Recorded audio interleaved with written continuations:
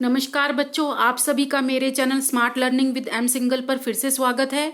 आज मैं आपके सामने ये हिंदी की हम पंछी उन्मुक्त गगन की कविता लेकर आई हूँ।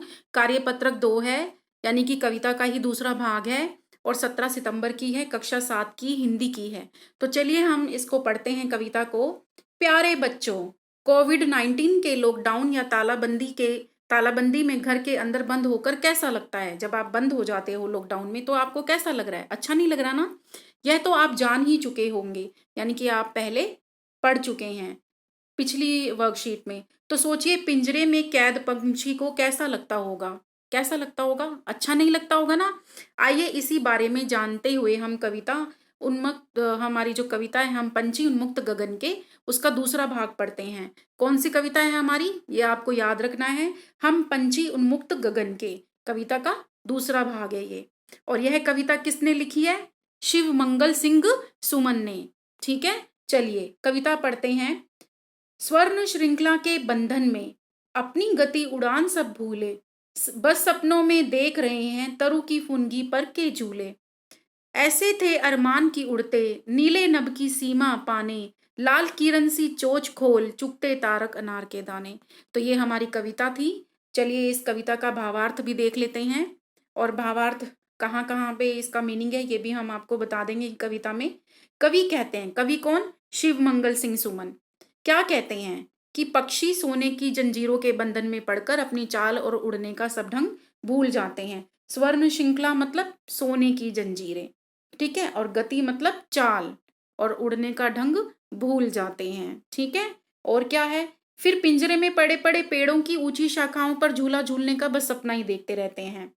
कि पिंजरे में है ना, उड़ तो सकते नहीं है, तो वो क्या देखते हैं? सपना देखते हैं। और सपना क्या देखते हैं? कि पेड़ों पर पड़े पड़े पेड़ों पर पड़े पड़े पेड़ों की ऊंची शाखाओं पर झूला झूलने का सपना देखते रहते हैं। ठीक है, जबकि पक्षियों की इच्छा या अरमान तो खुले आकाश में उड़ने की है। ऐसे थे अरमान की उड़ते, मतलब उनके अरमान है कि वो कहाँ उड़े? नीले आकाश में। ठीक है, वे उड़ते हुए आसमान की सीमा को छूना चाहते हैं। कोई भी जो पंछी होता है वो चाहता है कि मैं और उड़ूं और आसमान में और ज्यादा आगे जाऊं। ठीक है, ऐसा ही सभी पंछी सोचते हैं, अर्थात खुले आसमान में दूर तक, यानी कि और आगे उड़ना चाहते हैं और अनार के दानों रूपी आकाश के तारों को चुगना चाहते हैं। लाल किरण सी चोंच खोल, मतलब जैसे नीला जो आकाश है वो एक तरह से लाल रंग का हो जाए और वो इसमें जो तारे हैं उनको अनार के दाने समझकर उनको चुगना चाहते हैं। ठीक है बच्चों, तो ये इस कविता का भावार्थ था। चलिए हम प्रश्न पहला देख लेते हैं।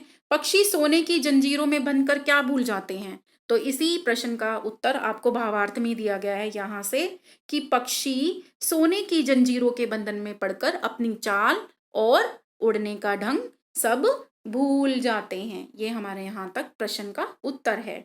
चलिए अगला प्रश्न देख लेते हैं। पक्षियों का के क्या अरमान है? ये भी हमें भावार्थ में ही मिल जाएगा कि पक्षियों, यहाँ से हमारा दूसरा प्रश्न शुरू होता है कि पक्षियों की इच्छा या अरमान तो खुले आकाश में उड़ने की है ना? उड़ने की। आप भी उड़ना चाहोगे अगर आपको कोई बंद कर दे तो। पिंजरे में पड़े पड़े पक्षी क्या सपना देखते हैं? ये भी हमारा भावार्थ में ही है कि पिंजरे में, यहाँ से हमारा तीसरा प्रश्न शुरू होता है। पिंजरे में पड़े पड़े पेड़ों की ऊंची शाखाओं पर झूला झूलने का बस सपना देखते रहते हैं। क्या देखते हैं? झूला झूलने का सपना देखते रहते हैं यहाँ तक। ठीक है, चलिए अगला प्रश्न हम देख लेते हैं। वे अपनी चोंच से क्या करना चाहते हैं? ये भी भावार्थ में ही दिया गया है। वे अपनी चोंच से लिखकर अनार के दाने रूपी आकाश के तारों को चुगना चाहते हैं। अगला प्रश्न बहुत मजेदार है। हमें पक्षियों के लिए क्या क्या करना चाहिए? सोच कर लिखना है। तो हमें पक्षियों को क्या करना चाहिए? एक तो हम उनके लिए दाना डाल सकते हैं, पानी दे सकते हैं, उनको पिंजरे में बंद नहीं करना है। ठीक है, पिंजरे में बंद नहीं करना है उनको हमने। ठीक है, पिंजरे में बंद नहीं करना है, उनको प्यार करना है, उनको मारना नहीं है। कुछ लोग डंडा मारने लग जाते हैं छोटे बच्चे, तो ऐसा नहीं करना है। तो ये जो हमारा प्रश्न है पांचवा, ये आप खुद से करेंगे और सोच समझ कर करेंगे। चलिए आप मुझे बताइए आपको ये कविता कैसी लगी, हम पंछी उन्मुक्त गगन के। आप मुझे कमेंट बॉक्स में बता सकते हैं कि आपको ये कविता कैसी लगी और इस कविता को पढ़ने के बाद आपको कैसा महसूस हुआ। और आप मेरे चैनल को लाइक, सब्सक्राइब और शेयर करना ना भूलें, ताकि आपको आने वाली हर नोटिफिकेशन के बारे में समय से पहले ही पता लग जाए और आप अपना कार्य आसानी से कर सकें। चलिए तब तक के लिए stay healthy, stay fit. Thank you.